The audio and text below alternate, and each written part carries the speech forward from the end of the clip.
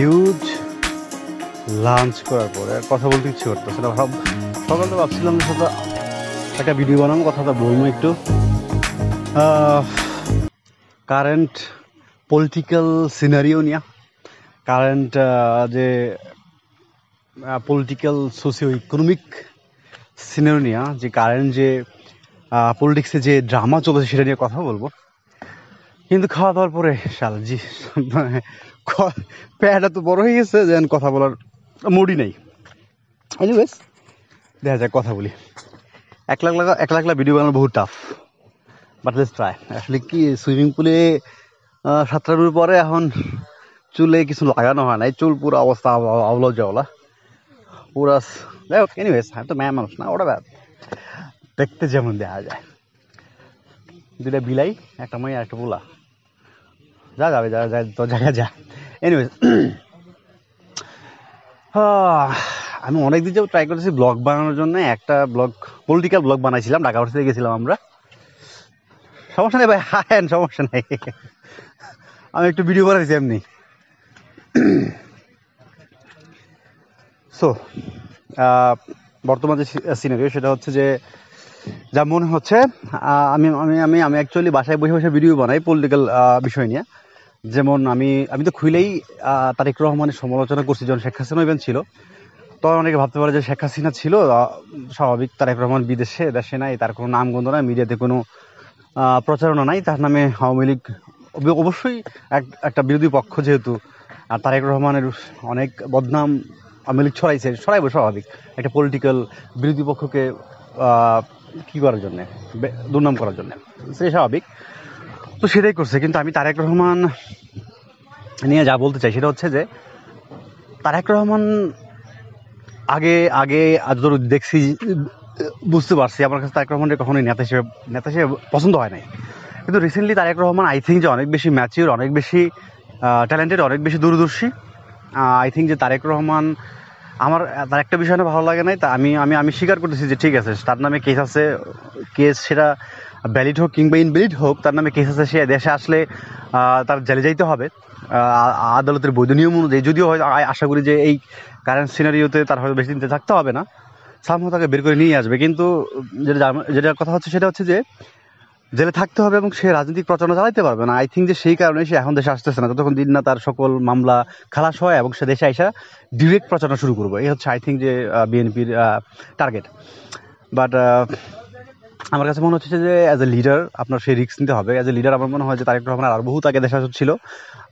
এর কাউন্টার যুক্তি হিসেবে অনেকে তো বলবে যে অনেকে আগে দেশে আসলে হয়তো তারা জেলে ঢুকাইতো 10 বছরের জন্য, অবশ্যই শেখ হাসিনা ঢুকাইতো অবশ্যই, এবং তারা অনেকে বলবে যে মেরে ফেলতো হয়তো। সো সেটাও সম্ভাব্য হইতে পারতো। এনিওয়েজ, তো এখন যেহেতু দেশের অবস্থা ভিন্ন, আমি যেটা আগে বললাম যে সেই জন্য হচ্ছে তারেক রহমান ওয়েট করতেছে সকল মামলা খালাস পেলে পরে আসবে। এনিওয়েজ, সেটা একটা বিষয়, পরবর্তী ইস্যু। বাট আমি যেটা বলতেছি ঠিক আছে, সে সে অনেক বেশি ম্যাচিউর, সে যে কথা বলতেছে, আমি মনে করি যে মানুষ হিসেবে সে অনেক বেশি ম্যাচিউর। আই ডোন্ট নো যে বিএনপি নেতা হিসেবে কত বিএনপির নেতা হিসেবে সে কতটা ম্যাচিউর, এবং বিএনপির দল সে কতটা গুছাতে পারতেছে, কত সংগঠিত করতে পারতেছে। ওই দিন হচ্ছে আমি বেগম খালেদা জিয়ার একটা ভিডিও আমি দেখছি, আমি আমার ফেসবুকেও রিপোস্ট করছিলাম। সেটা হচ্ছে সে বলতেছে যে সে রিজভি নিয়ে বলতেছে, সে রিজভিতে একটা মানে অপদার্থ। এটা অনেক আগের একটা ভিডিও খালেদা জিয়ার। আর রিসেন্টলি হচ্ছে যে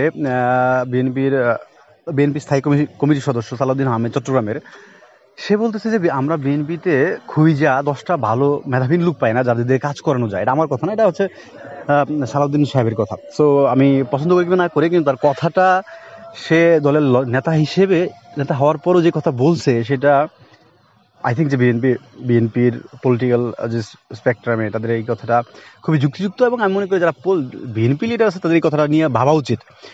দ্যাটস ট্রু, আমার মনে হয় দ্যাটস ট্রু। বিএনপি যে সুযোগটা নিতে পারতো, বিএনপি হইতে পারতো one of the great political party after Sheikh Hasina left the country, flee the country. But BNP somehow হচ্ছে যে, I don't know, there is many conspiracy, there are many conspiracy that BNP are engaging with India to came in the power. আমার মনে হয় না যে বিএনপির আসলে ইন্ডিয়ার সাথে থাকার দরকার আছে। বিএনপি এমনি ক্ষমতায় আসবে, কিন্তু হ্যাঁ যদি একটা লম্বা টার্মে সরকার চালাতে চায়, ক্ষমতা থাকতে চায়, ইকোনমিক সিচুয়েশন যদি ভালো রাখতে চায়, তো অবশ্যই বিএনপিকে ভারতের সাথে কাজ করতে হবে। কিন্তু সেইটার এখন কোনো দরকার ছিল না। নির্বাচন হইতো, তারপর আস্তে আস্তে যদি ক্ষমতা যায় তখন তারা কাজ করতে পারতো, কিন্তু না, তারা হচ্ছে সাধারণ জনগণের বিপক্ষে গিয়া, সাধারণ ছাত্র জনতার বিপক্ষে গিয়া তারা যে ইন্ডিয়ার, আমি জানি না ইংলিশে কত তাদের সংযোগ আছে, বাট আমার যেটা মিডিয়া থেকে দেখতে পাচ্ছি যে ইন্ডিয়ার যে ভাষ্য, সেম ভাষ্য হচ্ছে ইতো চলতেছে বিএনপিরও। এনিওয়েজ, একটু কফি খেয়ে আসি, আমি আবার হচ্ছে কথা বলবো এই বিষয় নিয়ে।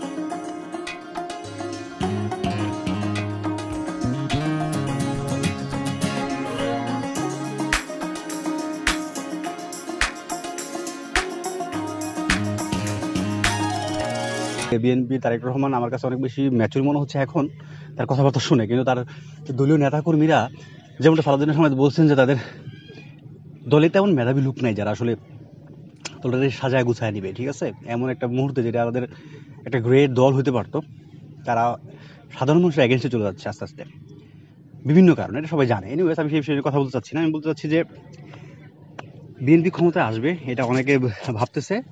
আমি জানি না কি হবে, সামনে নির্বাচন বলে দিবে, বাট যদি যায় এবং তারেক রহমান যদি চায়, যদি সৎ ইচ্ছা থাকে, সো তারা চাইলে, তারা বলতেছে জাতিসংঘ গঠন করবে, কিন্তু এটা নির্বাচনের পরে গঠন করা দরকার ছিল না, ছিল বিদ্রোহের পরে, আন্দোলনের পরে এটা উচিত ছিল জাতিসংঘ গঠন করা, যেটা বিএনপি বাধা দিচ্ছে, ছাত্র পারে নাই। সো এখন বিএনপি যদি নির্বাচনে যায় পরে জাতীয় সরকার গঠন করে, আই ডোন্ট থিঙ্ক সো যে তারা অতটা সংস্কার করবে বা করতে পারবে বিভিন্ন কারণে। এনিওয়েজ, কিন্তু আমি বলছি তারেক রহমান সে নিজে একটা গ্রেট লিডার হইতে পারে, তার একটা সম্ভাবনা আছে, সে একটা গ্রেট লিডার হইতে পারে জিয়াউর রহমানের মতো, কিংবা আমি যদি 71-এর আগে বঙ্গবন্ধু শেখ মুজিবুর রহমান বলি, তাজউদ্দিন আহমেদ বলি, তাদের মতো, মৌলানা ভাসানীর মতো, শেরে বাংলাকে ফজলুল হক, তারা তাদের সারা জীবনই সংগ্রামের এবং সম্মানের এবং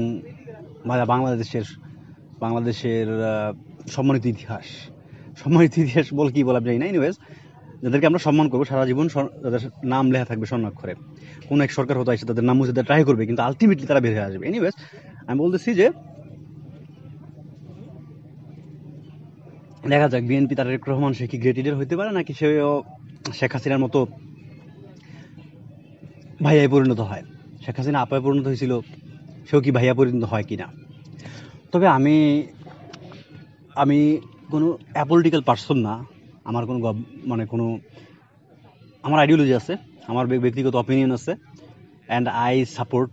অর্থাৎ এই বর্তমান সিচুয়েশন দেখে আমার কাছে মনে হচ্ছে যে ছাত্ররাই হচ্ছে বেস্ট অপশন বাংলাদেশের ভবিষ্যতের জন্য। আমার কাছে মনে হচ্ছে তাদের যে আইডিওলজি সেটা বেস্ট অপশন। আই থিঙ্ক যে বর্তমানে ছাত্ররা জামাতের সাথে মিলেমিশে একটা দল গঠন করবে এবং নির্বাচনে যাইতে পারে, এবং সেটা ভবিষ্যতে, সেটা এখন বর্তমান দরকার ছাত্রদের জন্য, জামাতের মতো একটা বিশাল খুঁটি। কিন্তু ভবিষ্যতে আই থিঙ্ক যে জামাতের যে আইডিওলজি আর ছাত্রদের যে আইডিওলজি, সেটা অনেক পার্থক্য, এবং সেটা অবশ্যই সংঘর্ষের রূপ নিবে একদিন না একদিন। ঠিক আছে, ভবিষ্যতে বর্তমানে ছাত্ররা জামাতের সাথে মিশে কাজ করতেছে এবং তারা একটা দল গঠন করবে, এবং আই থিঙ্ক যে সামনে নির্বাচনে অংশগ্রহণ করবে, দেখা যাক কি হয়। তবে আমি যতটুকু যেটা আমি সারমর্ম টানতে চাই সেটা হচ্ছে যে আমি মনে করি বিএনপি তারেক রহমান তারা একটা গ্রেট লিডার হইতে পারে, গ্রেট টিম হইতে পারে।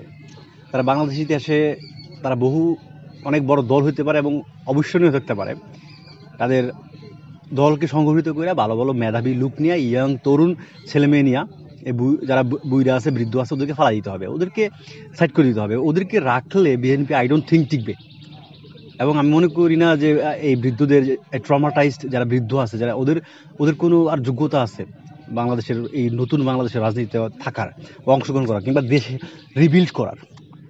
So I hope Tarique Rahman young, সে অনেক বেশি ম্যাচিওর, সে আগেও যখন দেশ পরিচালনা করছে বিএনপি, সে দেশে ছিল, অনেক ভুল করছে, কিন্তু এখন অনেক বেশি ম্যাচিওর, 15-17 বছর বিদেশে আছে, সে বিদেশে দেখছে হোয়াটএভার তার শর্টকামিংস, বাট আই থিঙ্ক তার একটা সুযোগ আছে গ্রেট লিডার হয়ে ওঠার। আমি তারেক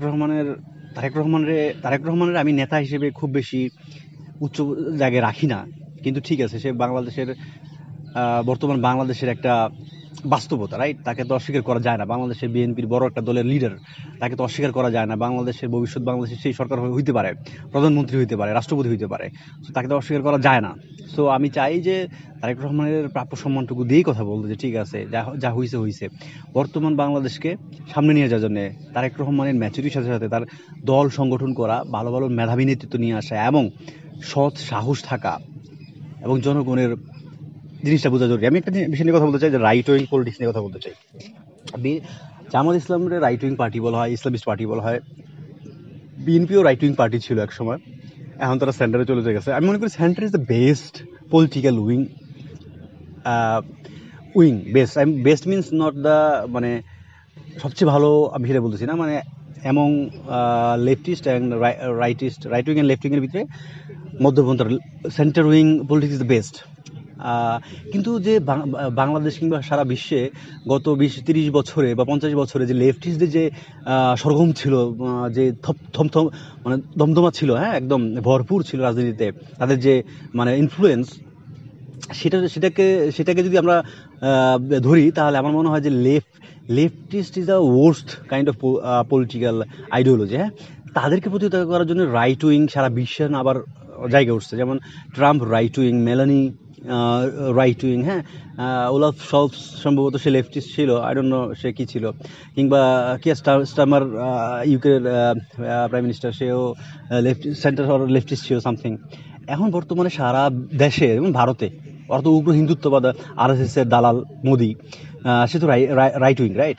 সো আই থিঙ্ক যে ট্রাম্প রাইট উইং, কিন্তু ট্রাম্প এবং মোদির মাঝে একটা পার্থক্য আছে, গুণগত পার্থক্য আছে। এনিওয়েজ, আমি ট্রাম্পের ভক্ত না, কিন্তু ট্রাম্পের অনেক কাজের আমি প্রশংসা করি। যেমন হচ্ছে, একটা কথা বলি, সেটা হচ্ছে সে যে আমেরিকাতে এরকম ছিল যে প্রত্যেকটা স্টেট প্রত্যেকটা উইমেনকে তার কি বলে অ্যাবর্শন করার জন্য আগে খরচ বহন করতো। একটা অ্যাবর্শন করার জন্য অনেক খরচ। তুমি দেখা গেছে যে মানে খোলাখুলি যে চলাফেরা কুইরা অনেক সময় প্রেগনেন্ট হয়ে যেত, এবং তারা রাষ্ট্র সেই দায়ভার নিত তাদেরকে অ্যাবর্শন করানোর। কিন্তু ট্রাম্প সেটা কি করছে, ব্যান করে দিচ্ছে অনেক রাজ্য থেকে আমেরিকার। তো এটা একটা ভালো পদক্ষেপ ছিল সারা বিশ্বের জন্য।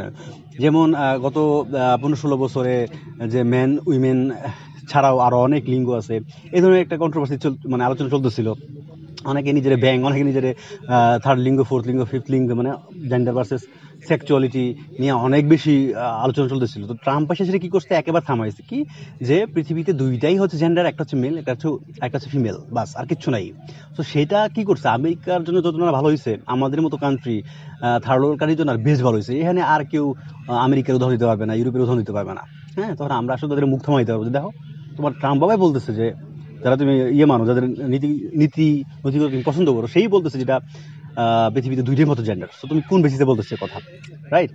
আর আমাদের তো ইসলাম কিংবা আমাদের যে কালচার এই দক্ষিণ এশিয়া, তাতে অ্যালাউ করেই না। এনিওয়েজ, তো আমি বলতেছি যে বাংলাদেশের রাজনীতিতে রাইট উইংয়ে একটা উত্থান ঘটবে। আমি মনে করি সেই রাইট উইংটা জাতীয়তাবাদের উপর ভিত্তি করে হওয়া উচিত, ধর্মের উপর নয়। ঠিক আছে, ধর্ম সেন্ট্রালি থাক, ধর্ম মধ্যপন্থাই থাক, ঠিক আছে। জামাত ইসলামও রাজনীতি করুক, তাদের যে খেলাফত প্রতিষ্ঠার আন্দোলন সেটা চলুক, সমস্যা নাই। সেটা বাস্তব যদি হবে, না হলে নাই। না, আমি মনে করি যে রাইট উইংয়ের যে একটা পলিটিক্স, সেটা বাংলাদেশে হবে জাতীয়তাবাদের উপর ভিত্তি করে। এবং আমি সেটা সাপোর্ট করি এই কারণে, আমি জাতীয়তাবাদ আমার কাছে বৃহৎ স্বার্থে আমার মনে হয় খুব বেশি ভালো। কিন্তু যেহেতু ইন্ডিয়ার মতো নেইবার আমাদের আছে, চাইনার মতো নেইবার আমাদের আছে, তো সেই ক্ষেত্রে আমাদের জাতীয়তাবাদটা খুব বেশি জরুরি বাংলাদেশকে টিকিয়ে রাখার জন্য, বাংলাদেশের অস্তিত্ব রক্ষার জন্য রাইট উইং পলিটিক্স বাংলাদেশে খুবই জরুরি। এবং এর একটা শূন্যস্থান বাংলাদেশে রয়ে গেছে, এবং আই থিঙ্ক যে ভবিষ্যতে এই স্থানটা কেউ না কেউ দখল করবে। আমি সম্ভবত ধরে নিচ্ছি যে ছাত্ররা কিংবা এরকম সম্ভাবনা কেউ যারা জাতীয়তাবাদী বিশ্বাসী, তারা সেই স্থানটা দখল করবে। তো দেখা যাক কি হয়। তো আমি তারেক রহমান নিয়ে বলবো, সেই জন্য সাধারণ জনগণ, ইয়াং পিপলের পালসটা বোঝে। আমি চাই সে গ্রেট লিডার হোক, সে ম্যাচিউর, সে ভালো মানুষ। আমি মনে করি এখন, আগে মনে করতাম না।